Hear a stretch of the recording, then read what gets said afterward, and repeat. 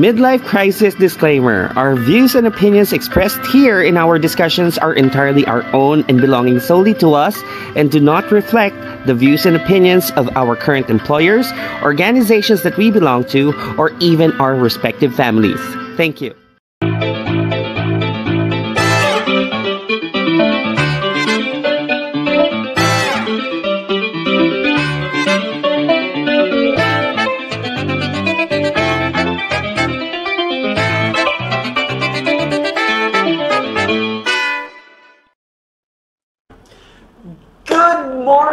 Good evening from Manila to New York and back. Welcome to Midlife Crisis Season 2, Episode 6. And once again, I am Fen. Checo. Matthew. Julie. Again. Julie. Yeah, perfect. Alright. And if you notice, we actually... Hi, Julie. Ayan. Yeah, we can hear you now loud and clear. And if you notice, Julie, here in Manila, Sino Raquel may not be joining us for tonight's episode. She has some family matters to attend to, but meron siyang mga proxy dito. We actually brought some of our high school friends from MIST, ayan, from Masat. Ayan, we have Jane, we have Menchi, say hi. And sa background, we actually have Nympha. So, yes. Once again, sisters, welcome to Season 2, Episode 6. And we'd love to call it, in celebration of Pride Month, Tall and Proud. Happy Pride! Alright, so, ayan, Happy Pride Month. To fully understand, at least, no, we know already so much from the different organizations that we're part of, social information that we're getting. I'm sure there are a lot of awareness information that are being shared to everyone, especially nowadays, no? Pero to give us a little overview about what Pride Month is, maybe Julie, maybe you can walk us through, please. Wag na. No, bakit June? So the basis ng June is kasi in 1969, I guess, June 1969, nagkaroon ng, I think, like a standoff sa New York City in the Greenwich Village. That's in Lower Manhattan. So if this is Manhattan, dito siya banda sa Greenwich. May mga police na I think a bit harsh sa mga performers dun sa isang bar which is called Stonewall. And then nag-aklas yung mga performers, mga activists, and then yung pinaka-significant na part nung story na yun is they threw a brick towards the police. Tapos yun, it transpired into a few days of riots, and then yan yung hindi naman siya yung unang pag-aaklas ng LGBT community towards people of power, pero parang yun yung tumatak.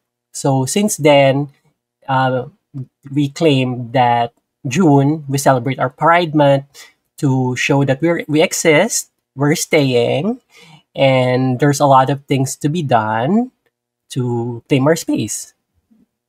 It's actually very nice to know a little bit of history about that, no? And knowing that the reason why majority are aligning it with what happened in the US, no? Kasi ito'y mas sila naman din kasi yung larawan ng mga radicals, yung mga strengthening the rights of people, no? Not only limited to the LGBT community, but since in essence and in line with our topic, yun yung reason behind why it's being celebrated in June. Pero, the reason naman din, personal reason ko why I wanted Julie to give us that overview is because even before mga medyo bata, kasi we're not really that old, but medyo bata pa tayo. What I like about that is that Julie has been one of the few folks who really walk me through the process of LGBTQI+, no? And the different spectrum of that, what it signifies, and how many yung parang pwede mong paglagyan dito, yung probability and permutation of how you can identify your gender. But beyond that, siguro, again, the way I opened it, it's really more of the awareness is there. Social information is there, available in the public. We can read through it, we watch it in the different media, we listen to it. So, as far as awareness is concerned, andun siya. Pero, siguro the bigger question that I have here for all of us, no, even with our guests, siguro I would like to start with Jane.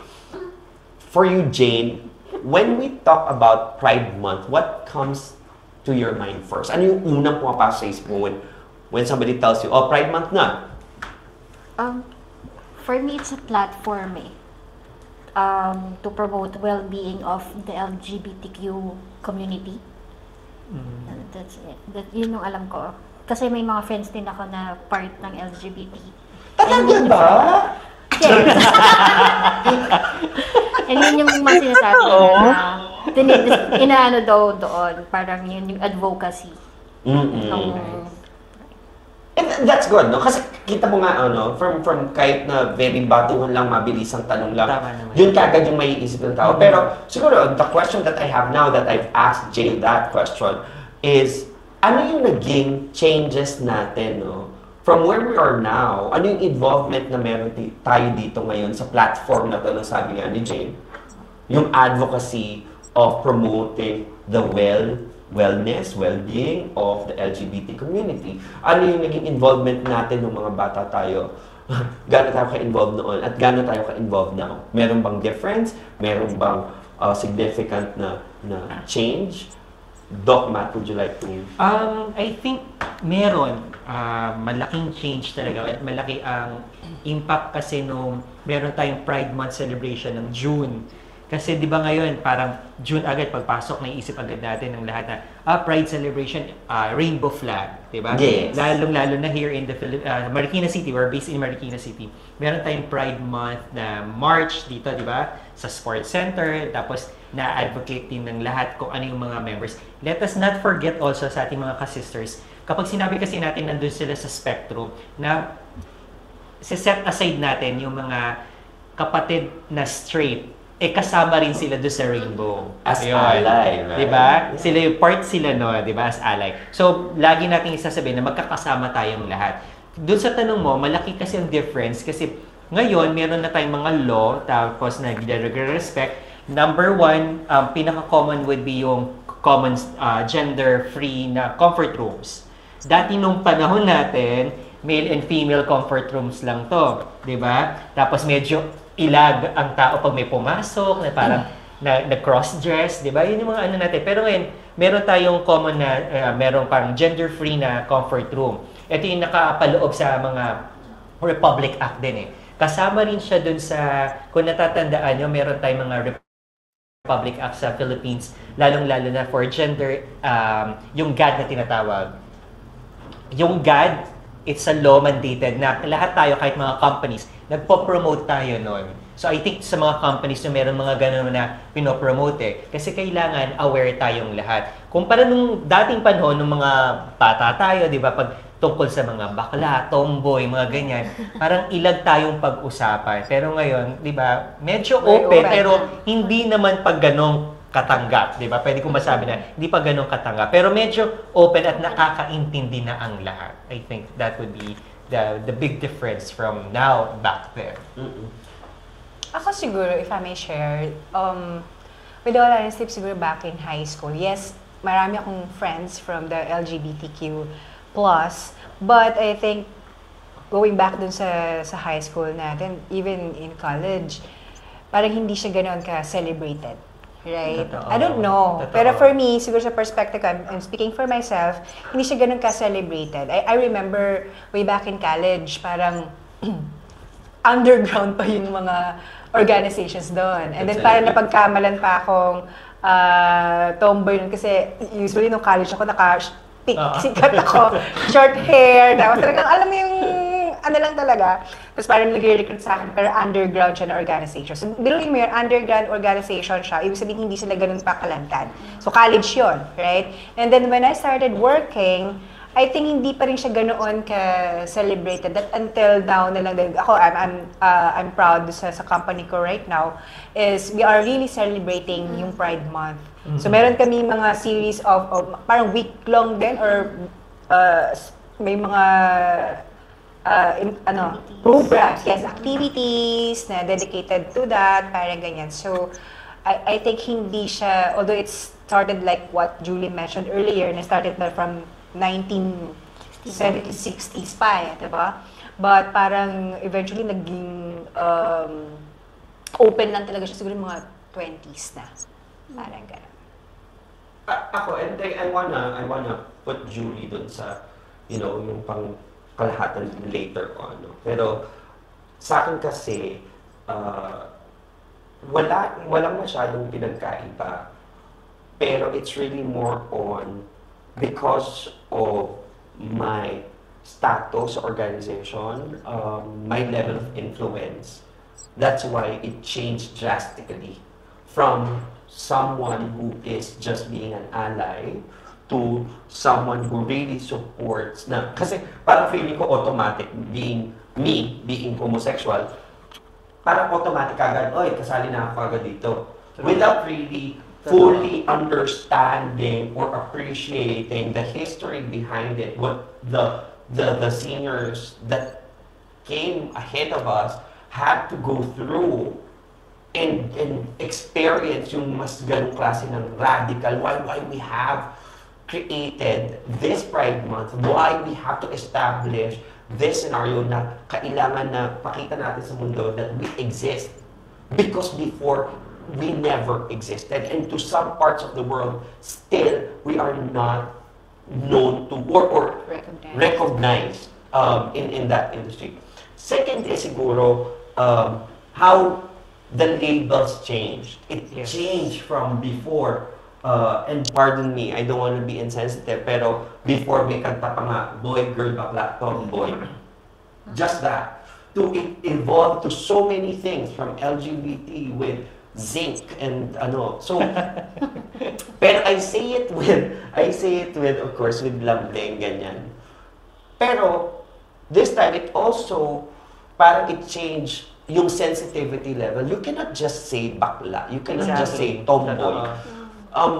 Unless you are saying it with respect or giving dignity to the person that you're calling that way, no? Kasi unlike before, pang-asar, pang-inis, pang-tukso. When you call somebody that, it's a way to degrade it.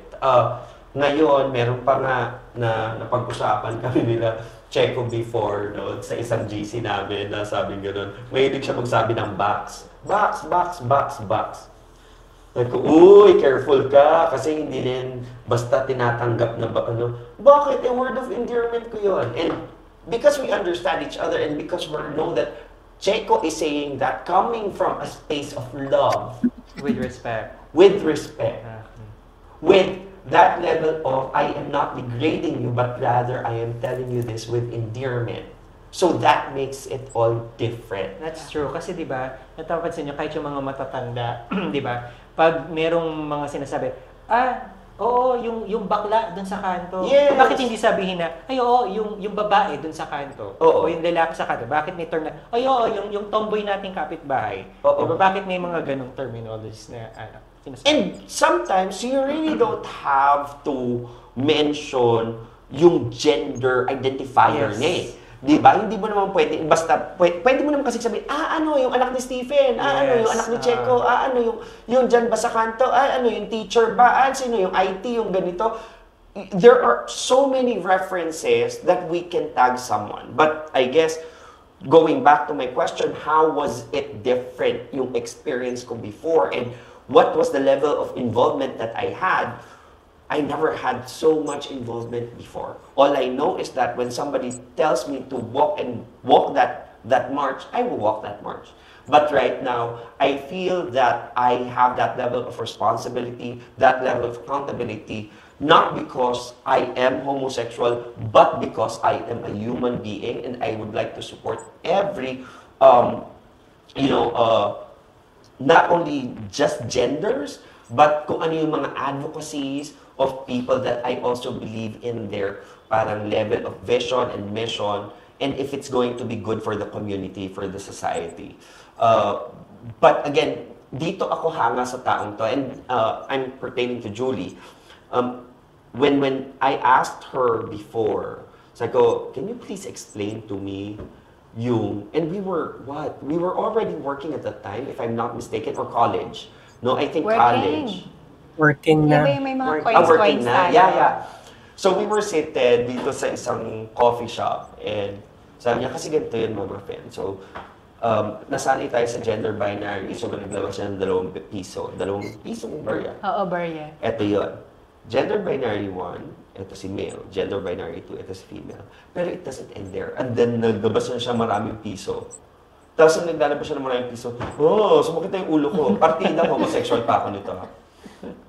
And sa'yo, Judy, from that young age, because we were still younger that time, no, to where we are now, has your scope and involvement, level of involvement increased or decreased or changed in any way from before to now? Very much. Before I start, I would like to acknowledge your presence mga allies, and thank you for all being there for the course, love, respect, and support. Kasi your own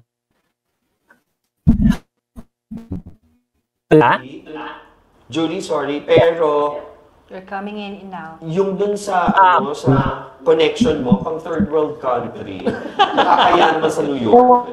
Hindi ako nakapabayad Tatya, si Pride Month, sa may connection. Very third world country yung connection level mo. How about now? Still the same. Tanungin muna natin si Menchi while Julie's fixing something on the other end. Ikaw Mench, ano naman yung tingin mo dun sa concept ng LGBT at saka sa mga celebration? Yun nga. Same lang din. Parehas lang na before, as in wala, hindi sila nare-recognize. Diba? Tapos parang nahihiya yung mga LGBT sa mga identity nila. Pero ngayon talagang open na sa lahat ng company din may mga activities for that, mga sineselebrate. Tapos kahit sa mga, marami na talagang, as in open na talaga siya. So parang, kung part ka ng LGBT, hindi ka na nahihiya. Kasi parang ang dami niya na. Parang ganon. Saka, as in open na talaga siya, yung hindi na siya yung laging parang inaaway, parang ganon. Pero ngayon, okay na. Marami ng activities. Pati kahit sa mga company yun. Kahit sa office din, marami ring mga activities for that. Parang ganon. Kailan ka ba nag-out? Ay, okay na si Julie. How about now? Yes, loud and clear. Ayan. Okay, so before I continue, just want to acknowledge and thank the presence of our allies, our cisgender heterosexual allies, for the love, acceptance, and respect for all these years. Kasi without your support, I guess mahirap talagang i-claim yung spaces for people like us. So for disclosure, I'm a tall and proud transgender woman of experience. And I guess I'm in the point na kasi may how do I put it? The way I learned about the community is more about self introspection. Na sino ba talaga ako? How do I want to write my own narrative as a bakla? Kasi when I was younger, there's always the concern like, sino ba ako? Diba? Yun yung parating question like, ano ba talaga ako? Am I a boy? Am I a girl? And for years, I identified as a bakla, as a gay guy. And dahil hindi ako kampante with that level of identity on how I present to the world, I did more research. na pinalawa ko pa yung understanding ko with gender and sexuality. And dun ako na-expose with different organizations. And then I found one organization which is catering for the advocacy and the rights of transgender women. Dun ko mas mas masyado pang naintindihan yung sexual orientation, gender identity, and expression. And then, dun ko mas na-accept yung sarili ko, hindi ako gay guy. I'm a trans woman. Na yung identity ko and yung sexual orientation ko is very different. It doesn't, how do I put it? Kasi when you say sexual orientation, just to put it bluntly, sexual orientation is who you feel in love with. Kanino ka na-attract. Yung gender identity mo, yun yung inner self mo, kung sino ka. So, marami nagsasabi like, your sexual orientation is who you go to bed with. Your gender identity is who you go to bed as. So me, 24/7, I'm a woman, I present as a woman, I identify as a woman. And that's totally different kung sino yung minamahal ko. So because of that, I met this organization, the Society of Transsexual Women of the Philippines, Strap Kababaihan Philippines. And doon ako na-expose sa iba pang mga organization, mga advocacies, pertaining the rights of the LGBT community sa Philippines. Yung first Pride ng Philippines, if I'm not mistaken, happened in 1994, and it was initiated by the Pro-Gay Philippines and the MCC.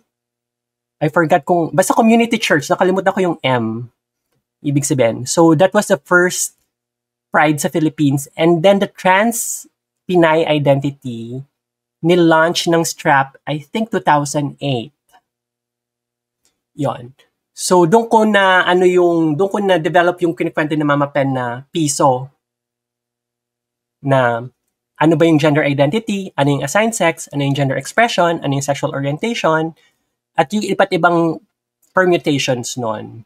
Kasi hindi naman porke sabihin na, ay, parehong bakla, magkapareho na sila ng identity. Magkapareho na sila ng minamahal. Diba? Pagpareho na sila ng kung paano nila express yung sarili nila. May mga bakla na sabihin natin na very lalaki, manamit, na hindi mo malalaman na sasabihin mo, ay, bakla ka pala. Ba't ganun parang napakalalaki mo? May mga ibang bakla naman, very feminine. So, it ranges. So, hindi natin pwedeng ilagay sa isang box lang yung community because it's a plethora of color, hues and shadows, all the beauty, all the sadness, all the hopes of the community. So I guess yun yung nagbago sa akin na because of my curiosity of my own self, dun ko nagamit yung platform na, okay, kilala ko sarili ko, I know how to deal with it. How could I use this platform to educate other people na maintindihan kung sino sila sa sarili nila? Kasi I always believe with proper information, proper education, nandiyon yung acceptance eh. Diba? Napansin ko sa mga pamangkin ko, when they were growing up, it's always na, I'm their aunt. Si Tita Princess. So, walang tumatawag sa akin na uncle. Kasi, accepted nila ako as who I am, na walang panghuhusga sa family ko. And, ayun, thank you, Judy, no? Maganda kasi yung level of information that you just shared with us, no? From a very simple and how it became too complex, no? Again, thank you dun sa who you go to bed with and who are you going to bed as. No? And I really appreciate that. Gusto ko rin yung sinabi mo about you having nephews and nieces and what they call you. And it just brought me back to one experience and I just want to share it with some, no? At isa to sa mga challenges din. Pero hindi naman talaga challenge, no? Kasi I'm very open naman ever since. A little bit nung high school, closet, pero eventually, as I transitioned, not transition, but as I grew older, I went to college and all that, it changed, no? Pero kasi si James yung gumawa ng ating intro music, right? So, pamangkin ko yan eh. Hi, James. So, nung bata yan, alam niya talaga si Tita Fen. Then we started going to school. Tita Fen, pero one time, pupunta ako sa school niya. Tapos sabi niya sa akin, Tita Fen, okay lang ba tawagin kita Tita Fen? Sabi ko, oo naman, okay lang. And then may luhang pumata. But, yung mga bagay na yon, those are the things that I experienced firsthand because I am part of that. But that's Kanina luha pumatak sa'yo or doon sa pamangkin mo? sa akin. Sa kanan, sa kaliwa. Sa kaliwa. Petas half lang, tapos bumalik. Hindi ko the very reason why I asked because very good si pamangkin because meron siyang parang somehow Empathy. yes, o meron siyang recognition o kumbaga tinitake into consider niya yung mararamdaman mo. Yes. Kasi for the longest time, ito yung tawag niya sa'yo. And then for some reason, since nag-school siya, siguro dahil very limited lang yung tinuturo sa school, very traditional, dapat pag lalaki, tito, kapag Yes. babae, it's tita. Yes, and thank you, no? Kaya yun yung reason why I share that. Thank you for asking that question also because that gives clarity also why I shed a tear. It wasn't because I felt sorry for myself. Actually, it was primarily because I am very proud that we raised this boy well. True. True. Oo, tama. For him to be sensitive enough Yes. to ask permission how he will be calling me. Gusto ko yung level of confidence ng bata kasi hindi na siya patanong na malabo. Diretso naman yung tanong niya eh. And very affirmative. Okay lang ba ito itatawag ko sa'yo? Hindi siya confused na nagtanong na anong itatawag ko sa'yo? No way. Alam niya. No, and he was very polite and you know that he's coming from a space of respect, love, and giving you dignity to what you represent in his life. No, it just so happens na ito pa yung mas gusto kong part, not only was he empathetic to me, but he was also empathetic to the society. Kasi yun sa kanya, he understands that I would always understand. But will the society understand? And that's what we are talking about now. Why we are giving this level of, kasi again, awareness is there. Is acceptance there? Has it really changed? Yes, it did for most. Yes. Di ba for most? And to Julie's point kanina, it starts with awareness, education, information. Regardless whether they will accept it or not, the information is there, readily available. Exactly. That brings to another topic na, kasi since nasa midlife tayo, eto, mga mothers sila, iba yung generation na kinalakihan natin before na hindi pa gano'n ka-open, ka-accepted, meron tayong konting ganito acceptance. So, ang question ko sa inyo, mga mothers, paano kunyari kayo yung magkaroon ng anak na under ng LGBTQIA+ community? Anong take nyo? Kasi ito yung mga midlife scenarios di ba? Mostly may ganung nice mga question. anak sila, tapos may kaibigan silang mga kabarkada na under the spectrum, pero pag sa kanila na yung anak, parang teka lang, parang iba ata pagtanggap. Yun yung gusto ko marinig doon sa iba, lalo na sa atin, sa inyo, mga mothers. Paano kaya ang approach na gagawin nyo? Kasi ito yung midlife Ako sige, I'll start. Ako, maniwala kayo sa hindi, pero pinag-usapan namin mag-asawa yan. Totoo?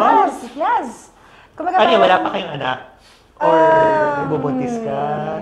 Hindi ko na matandaan kung may anak na ako, hindi. Pero basta parang naano namin yun, paano kung ay, yes, may anak na ata kami. Meron, Yeah, yes. okay.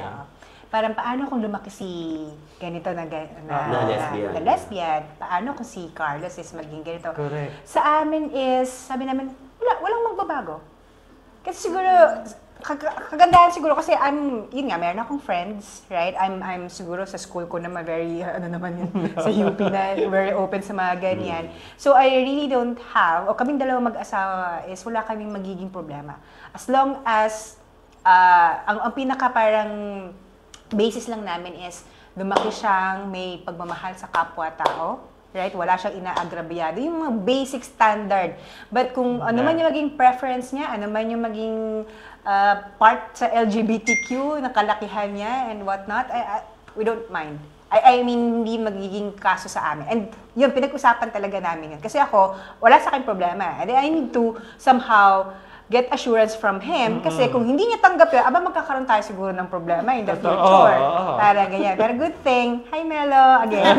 Kasi consensual naman. Yes, diba? so ibig sabihin, kung ano man yung magyayari in the future, ano yung maging kinabukasan nila, parehas namin yung tanggap, haharapin namin together. Hindi kami magkakaroon na parang kami mismo mag-aaway kami because iba yung pananaw namin. So, we don't have any. Ang galing. Mitch. Sa akin, okay lang din.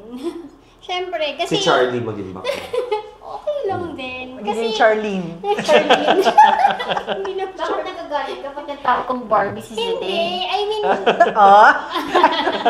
Kasi pero wala na shoot. Ayun eh. Diba? Sabi mo, okay lang. Kasi naman yung galit ka. Hindi, parang sa akin, marami naman talaga akong friends na tapos parang okay lang din.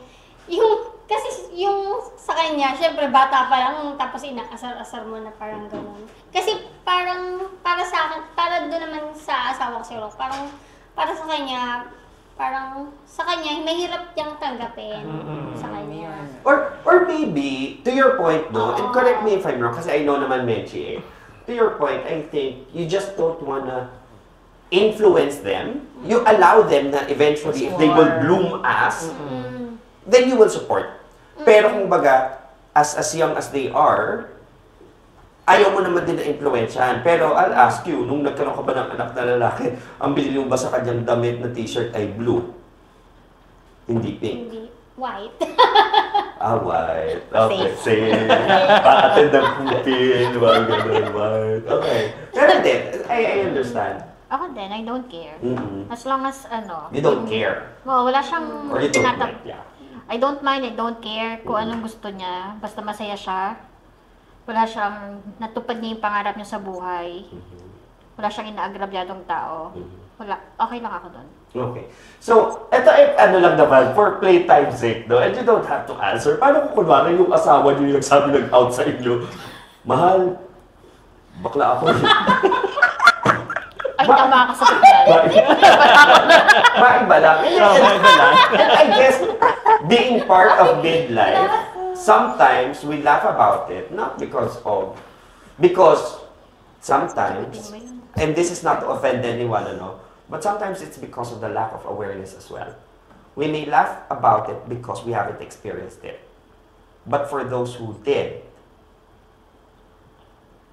iba-iba yung pinagdaanan nila. True. It can be hurtful, it can be supportive, it can be something that confusing. Maraming pwedeng pagdaanan ng isang tao eh. Pero of course, we don't need to really hear your answers about it. Because obviously, based from your reaction, you really haven't experienced it. And even if you would, iba yung magiging dyan. Pero gusto nyo ba talagang i-discuss yan? Pero kasi I'm looking at the time right now, I think we can include that in some other... Yes, mahaba discussion. Kasi yung spectrum. Kasi that's marital na eh. Correct. That's marital. And again, we just want to talk about the Pride Month, how it started, how it changed, and how it, evolved, our involvement from when we were younger to where we are now, from our own accountability and responsibility to the society that we belong to. Whether that's an organization that we belong to, the schools that we manage, or the organizations that we manage, it really changes. At ano ba yung where we stand sa mga bagay na to? We already talked about the one of our titles, diba? Yung proud. So yes. We are now with the tall. Yes, so and why is it really... Kasi we're playing with words most of the time, and we have tall and proud. We started with the proud part being Pride Month. And tall is, if I'm going to anchor this from how we started our conversation, it started with awareness, it started with understanding. And isa ngayon sa tanong ko ay, ano yung unang pumapasok sa isip natin na kapag sinabing pride, no? Ang unang sagot kagad ni Menchie, ni Jane, was more on the platform, the advocacy that LGBTQIA+ are, standing up for. Di ba? Yun yung LGBTQ kagad. Pang gay, lesbian, ganyan kagad. Yun kagad pupasok. So similarly, gusto rin natin magkaroon ng level of awareness sa data that is being presented to us, and this is quite alarming, and this is quite very relevant and very timely because it has just been issued very early this week or last week I guess, na kung saan the Philippines HIV infection increased significantly overall by 50% all over the country. And if we're going to trim it down further and focus on the demographics of age groups, from 15 to 24 years old, it increased by 500%. Alarming yung 500%. That is very alarming. And you know what's even more alarming? Aside from that 15 to 24 years range na age, is that the youngest identified na nag-positive was 12 years old. Oh man, okay. But why are we tying this up? Because hindi rin natin maaalis, at ito yung gusto kong mailagay sa isip ng lahat. As we share this data to the people as form of awareness, ang medyo kinalulungkot lang ng puso ko minsan is that hindi mo rin maalis yung stigma and stereotype na when we talk about HIV/AIDS, nililink kagad sa LGBT community. Totoo. And to be even more specific, doon sa mga hindi ganun ka fully aware, is that they are going to focus doon sa gays. Hindi pa masyado sa lesbian, hindi pa masyado doon sa ibang sa gays lang. Na andun pa rin yung stereotype na ang tagal na parang hindi. And if you're going to share data such as this, from the age demographics or the regional awareness of how many were infected per region, let's also include kasi yung level of responsibility, accountability of the people who are doing this. How? For me kasi, it should not stop from giving the data ng ganon, the numbers, percentage, whatever. If we're going to look at it, gaano din ba kadami yung involved na straight people who have themselves tested? If we're talking about that, gaano kadami dito yung straight? And, di ba? Pero of course, this is not to play the blame game. Again, andun ako sa idea ng, if we're going to talk about toll, if we're going to talk about poll, if we're going to talk about data, let's share it with, level of parang not only awareness, but also yung how can we, yung that level of responsibility. No? Na who should be tested. Siguro pinaka-alarming sa akin nga yung doon sa 12 years old, let's say. No? Exactly. Kasi ang magiging tanong ko dito. So imagine, I'm seeing, di ba, dun sa ating mga demographic profile, mostly sa NCR. Yes. Di ba? Tapos, second would be Calabarzon. Third is Central Luzon. Western Visayas, increasing. And yung BARM, BAR, MM, and CAR. Tapos yung demographic, sinabi mo rin kanina, Mama Pen, di ba? 15 years old, sabi mo nga, 12 years old, di ba? Tapos, new cases, 500% increase since 2010. Di ba? Nagkaroon tayo ng ganyan. So, madami, may problema talaga eh. Kasi imagine, kung lagi natin kiniklaim na Philippines, medyo religious country, di ba? Prim and proper. Pero, kung makikita niyo yung studies, based on studies, sa mga modern countries, advanced, such as US, di ba, open sila sa mga ganitong concepts and ideas, and they are open talking about sexual education. Dito ko magandang ipasok kasi ang sexual education. Kasi sa kanila, open sa kanila. And dito medyo tabu pag-usapan to eh. Medyo hindi maganda yung studies kasi kung sa kanila, open yung ganung mga topics as sex na use condom. As teenagers, open na. Sige, gumamit ng condom, walang masama diyan, di ba? Pero wala masyadong teenage pregnancy. Unlike sa atin na lagi natin kiniklaim na tayo ay ganito na bansa, pero bakit ang taas-taas ng teenage pregnancy? And eto na ngayon, mataas pa ngayon ang ating toll ng ating HIV cases. So medyo meron talagang gap doon. So sana na-focus natin. And I think, I'm part of the educational community, medyo talagang ang problema ay nasa education. Medyo kailangan mas i-enhance ang sexual education lalo na sa kabataan. Let me just share. Meron ako mga students. Kapag ganun na pinag-uusapan, ito ha, imagine, grade 8 student, meron pang ng grade 7. Grade 7, how old is grade 7? 13-year-old, di ba, na mga kabataan. Imagine they are already have engaged to sexual acts. Open na sila doon sa mga sexual acts. Nakakagulat, di ba, yung mga gano'n na, yung mga ganong bata, meron na silang idea what is sex, tapos merong nangyayari sa kanila. Tapos nung kakausapin mo for counseling, yung lalaki, kasi hindi ko naman pwedeng i-claim na lalaki lang ang may kasalanan. Yung lagi ko rin sinasabi. Hindi lalaki lang ang may kasalanan. Kasalanan din ng babae. Kasi dalawa silang nagkasundo eh. Tapos magkakaroon tayo ng pagkakataon na ito yung mga pagkakataon na meron tayong pagkakasunduan na pinag-usapan natin na gumamit ka ng condom. Yun, nakakatawa kasi sinasabi ng mga estudyante ko, sir, hindi naman masarap yung pag ni condom. Ba't ganun yung iniisip mo?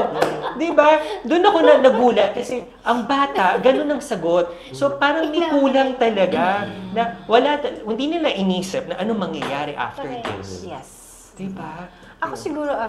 Ako siguro, di ba, kasi parang sabi between 2010 and 2020 something, di ba, parang nag-increase ng increase ng 500%. Siguro I would like to parang somehow challenge that number. Kasi ngayon lang, again, yung awareness, parang unti-unti lang yan nangyayari eh. But it doesn't mean na 2000 paatras, is wala talaga nangyayari. Just that siguro hindi tayo aware, hindi talaga siya, parang yung topic natin the last time, di ba, autism. So parang ngayon na nagkakaroon ng ganung mga studies, awareness. So parang ngayon lang talaga nagkakaroon ng parang na-highlight lang siya. But it doesn't mean na hindi siya nangyayari before. So yung 500% na yan is nakakagulat. But because kasi maraming mga somehow kahit papaano mga activities or platforms na nagiging aware na yung mga tao. But I believe that since education pa rin yung pinakamalaking problem natin, kahit before 2010, I would say, at least from my perspective, kung lacking ng education, wala naman change ng education pa lalo before, mas mataas siguro pa din. Or parang ganyan, same pa rin. Parang ganun. Actually, si Banims, no? Meron comment si Banims eh. Gusto kong basahin. No? Sabi ganun ni Banims, 001, nakasama din naman natin sa kwartong to. Sabi ganun. Because AIDS was initially termed as gay-related immune deficiency GRID, but LGBT community helps lessening the stigma Mama Fen mentioned, including the gender and community drive of companies. And yun nga, yun yung medyo sad na part na na-coin siya as the gay disease. No? Kasi, ganun siya sinimulan. Ganun siya. And if we're going to look back at the purpose of that was also to control yung turning or coming out of the closet. So people would rather, hindi, ayoko nito. Kasi ma-identify kagad ako as gay. And what normally happens is that for those people who are in the closet, they get themselves tested privately, pero when they get the results and they showed positive, then they come out and then they're saying because I've had gay relationships. But if you're going to look at it, it's not only the gays who are impacted by this. Again, I wanna the awareness and education is there. It's just that the level of acceptance and accountability of understanding na anyone can be infected. Yes. What's sad here also is, I'm not kasi fully just focusing on HIV being a sexually transmitted infection or disease. Kunwari, let's say dun sa 12 years old, but it should be investigated further. Has this child how was this child infected?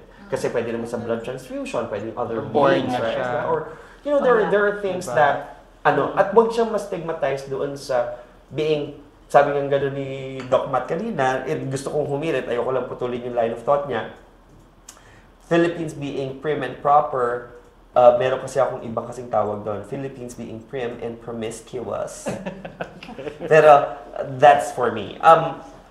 Sometimes, it's easy for people to judge when they're not in that situation. No? It's easy to cast stones when you're the one throwing it. Totoo. Pero when you're the one getting those stones, I don't think that's very easy for you to accept. Let us also, to broaden the idea, let us also differentiate the HIV from AIDS. Yes. Kasi, di ba, nagkakaroon tayo ng misconception about that. Yung HIV na human immunodeficiency virus versus the acquired thing. So, tama ba? Si Julie makakapag-explain ng mas maganda dyan, na mas higher advanced stage na yung AIDS kumpara sa HIV. And si Julie as a medtech, na alam niya talaga kung paano yun. Kasi, di ba, mga viruses, yun yung forte niya, yun yung field niya. So, human immunodeficiency virus is an RNA virus. So, isa siyang virus na ang ginagawa niya is kapag napunta siya sa system mo, it mimics your immune system.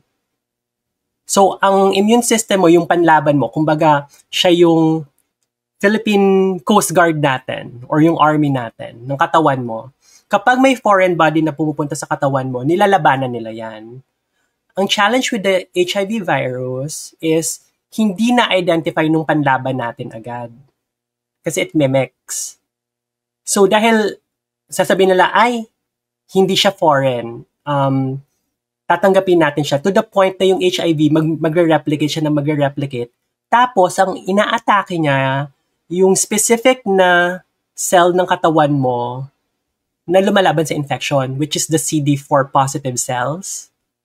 So, yon. So, kapag bumaba yung CD4 mo, mas magiging prone ka sa mga infection. So, dahil magiging prone ka sa infection, simpleng ubo, simpleng sipon, simpleng ear infection, malaki yung manifestation sa'yo. And then, kapag nag-full-blown na yung pagbaba ng immune system mo, ang taas ng viral load na tinatawag, marami ng virus sa katawan mo, tapos mababa pa yung mga panlaban mo sa katawan, doon na magmamanifest yung iba't ibang infection. Nandiyan yung magkaka-oral thrush ka, magkakaroon ka ng kung ano-anong mga sakit. So, doon na yung magsasabing acquired immune deficiency syndrome. So, deficient na yung immunity mo, mababa na yung immunity mo kasi mataas na masyado yung virus, mababa yung panlaban. Kumbaga yung mga terorista marami compared sa army mo. So, kaya yun yung nagiging problema. So, sa mga treatment natin ngayon, treatment protocol, yung mga antiretroviral virus, ang ginagawa ng pinapababa yung level ng virus. Tsaka make sure na yung number ng CD4 mo is mataas enough na kahit anong infection, kaya mong labanan. Kaya may sinasabi na, if you have HIV, hindi yan death toll na ngayon. Kasi there are people na may HIV na mababa yung tinatawag na viral load nila. And there are studies na kapag mababa ang viral load mo, hindi ka transmissible. So, hindi ka makahawak. So, going back muna doon sa statistics, kasi yung statistics was presented na 500% increase agad. Diba? Which is really alarming. Parang sinabi mo na, ay, nag-test tayo ng 10 last year, 10 positive, 100%. Ngayon, nag-test tayo ng 50 din ang positive. So, 500%. Diba? I guess dapat data should be presented as a whole, na sinasabi nga ni Mama Pen, ano yung demographics nung tines, puro lang ba LGBT? Nandiyan ba yung mga cisgender woman na sex worker?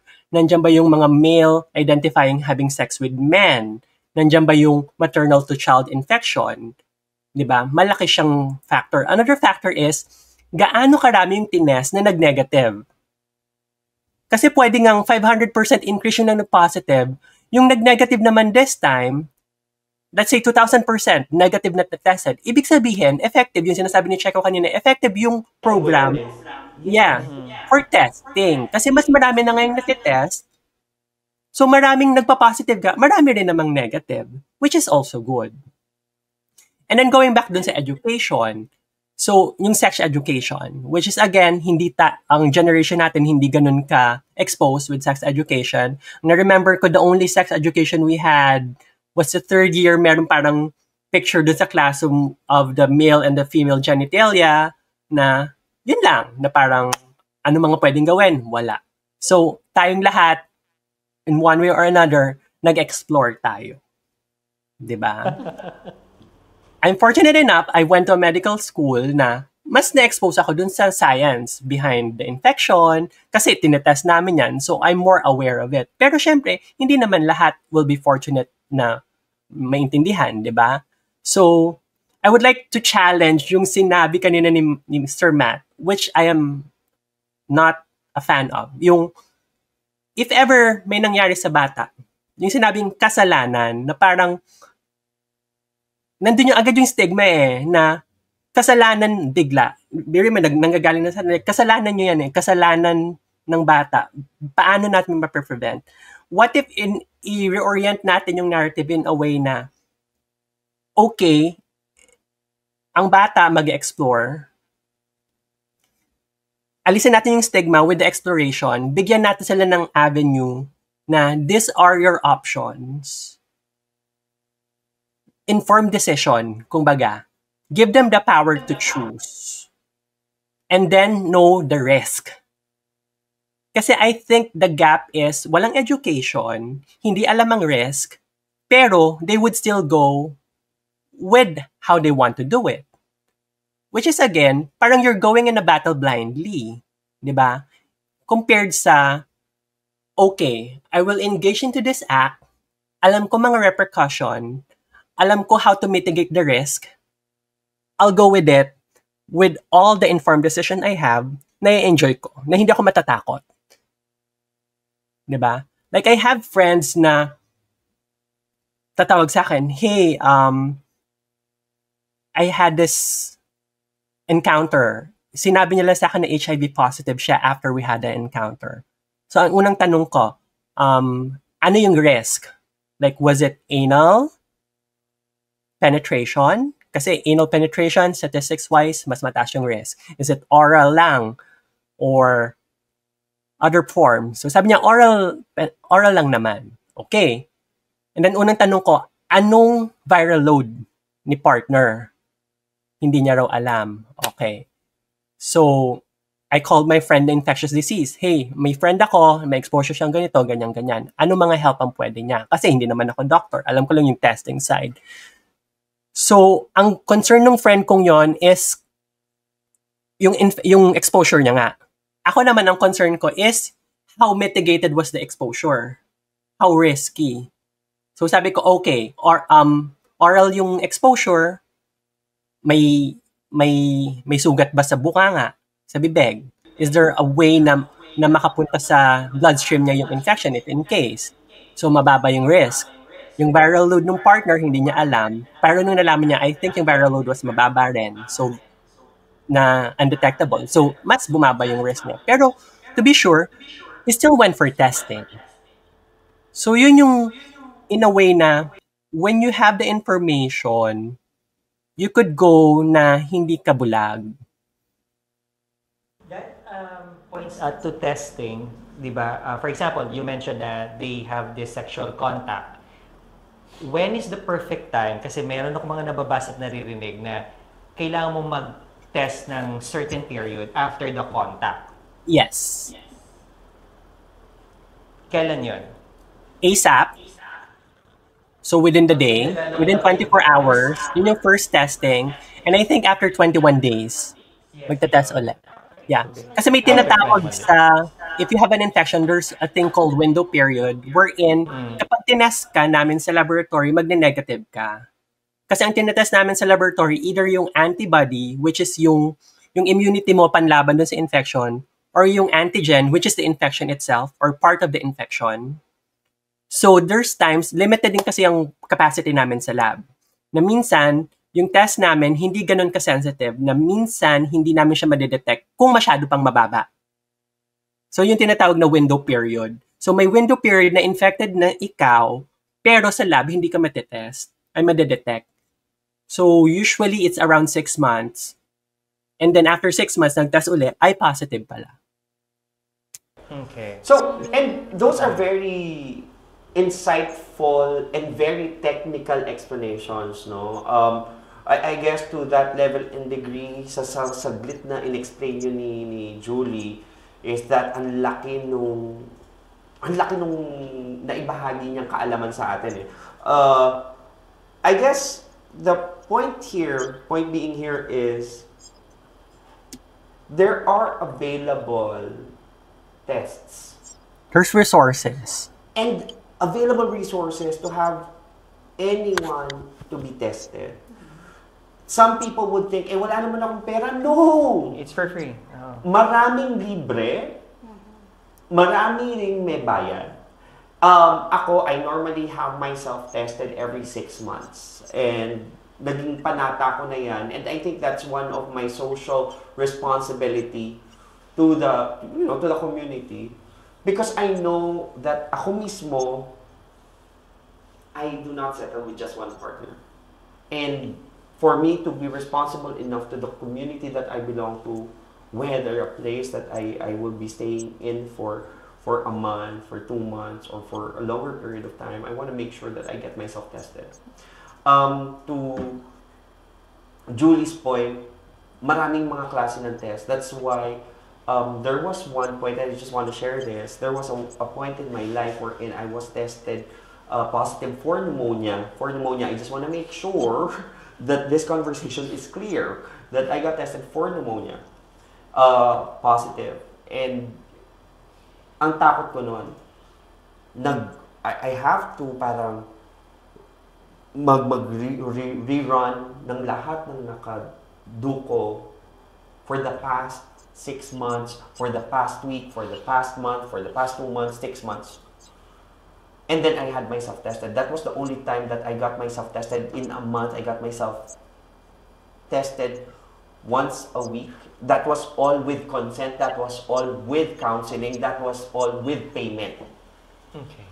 Tapos, after that 1 month of every week, I got myself tested every month thereafter, once a month, for the past 5 months pa. So, 6 months yun in total.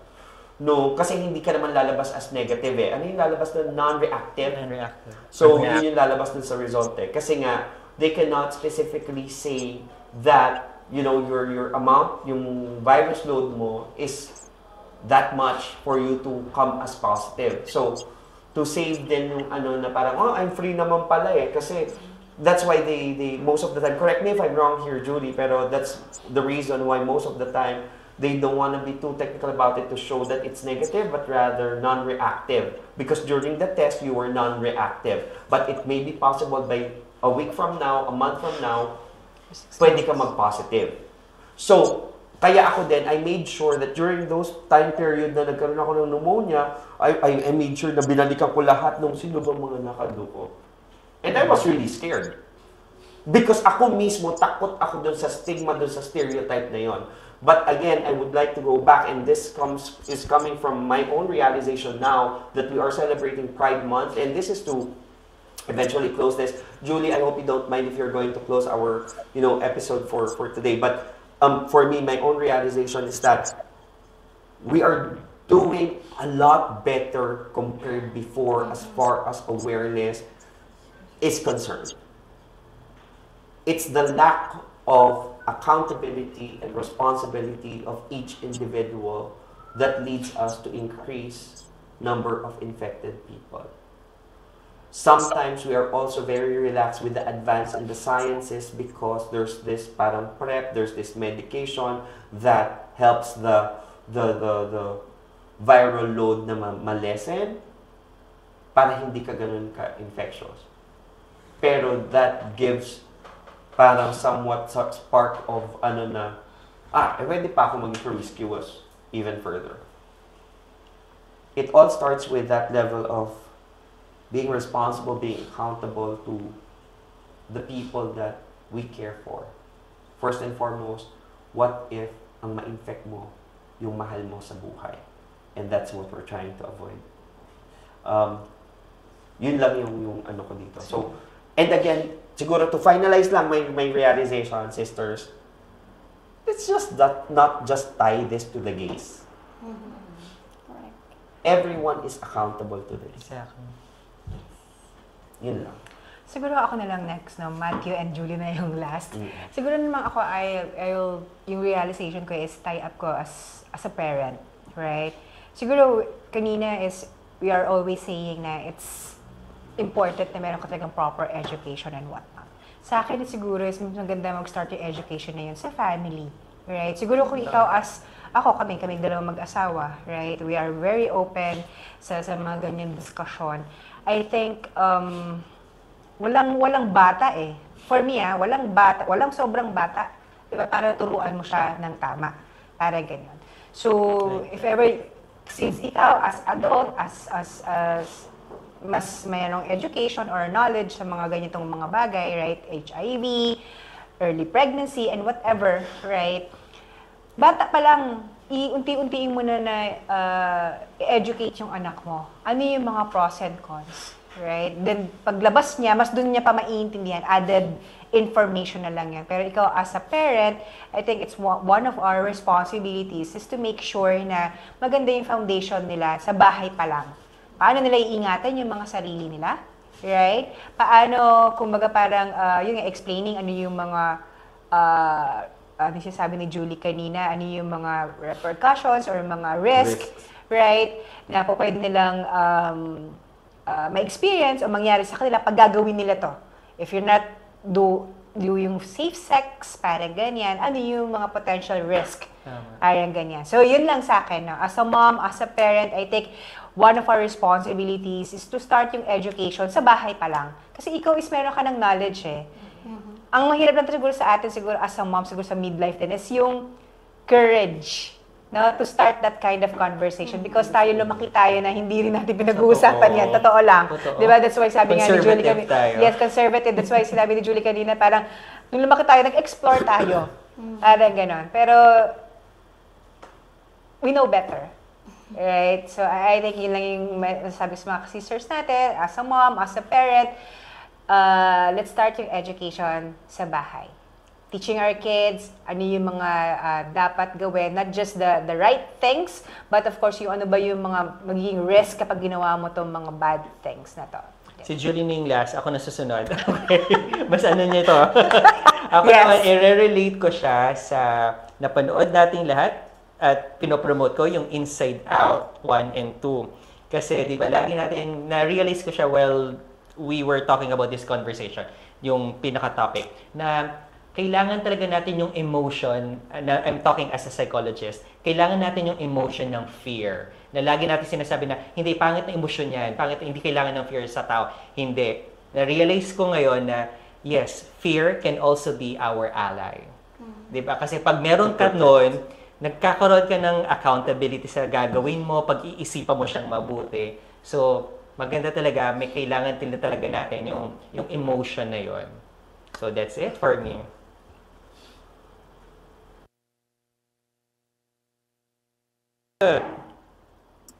Okay, first yung topic natin about proud, being LGBT. So again, happy Pride Month. Thank you for everyone. Thank you sa allies natin. And hopefully dumating yung panahon na hindi na ko na-question bakit tayo may Pride Month. The reason being, hindi naman lahat ng bansa pwede kang mabuhay being who you are with respect to your gender and sexuality na hindi ka mapapatay. Diba? And the next thing about that is sana hindi lang natin isa-celebrate culturally yung pagiging LGBT. Sana i-accept din natin politically na accept lang natin yung mga kapatid natin, yung mga pinsan natin, yung mga kaibigan nating LGBT kasi masaya sila. Pero kapag botohan na, huli natin sila pipiliin or hindi natin sila pipiliin. sana hindi ganon. Yung totoong allyship comes from kahit anong mangyari, nandun tayo to support them. So, doon naman sa part about HIV and the toll, HIV is not a gay disease.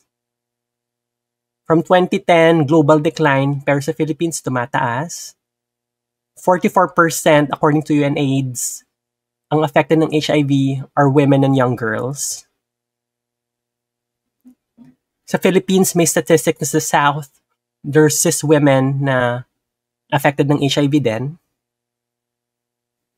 So, hindi lang siya gay disease. It should be a collaboration between the private, the public, tsaka yung education system natin. Kasi, kung yung isa lang ang gumagana, may gap pa din. I've seen this with working sa Africa mostly. I've worked in Uganda. Ang patient demographics namin doon, mostly HIV patients. And nandun kami sa private NGO. Kung kulang ang support ng local government, hindi namin mabomobilize yung capacity namin. Same thing, kung nandun kami, we want to do a lot of things, pero wala kaming support ng local government, we cannot reach the population, wala pa rin. So it should be a collaboration. Kasi it's more than numbers. These are people's lives na mga kapatid natin, mga kaibigan natin, minsan kasama natin sa MRT na nakatabi lang natin, or minsan mga, alam mo yun, patron natin sa coffee shop na sinaserve natin, di ba? These are people more than numbers. And I think in order to mitigate the risk and to change the narrative, nandun always yung education. Educate ourselves, may resources, not only for testing, there's resources kung paano ipaprevent, kung paano magpa-practice ng safer sex, or paano malilesen yung transmission, kasi hindi lang naman siya true sex. And if in case there's the risk, ano yung mga avenues for testing, ano yung mga avenues for medication, and hopefully with that, mapalawig pa yung program with this sa country natin.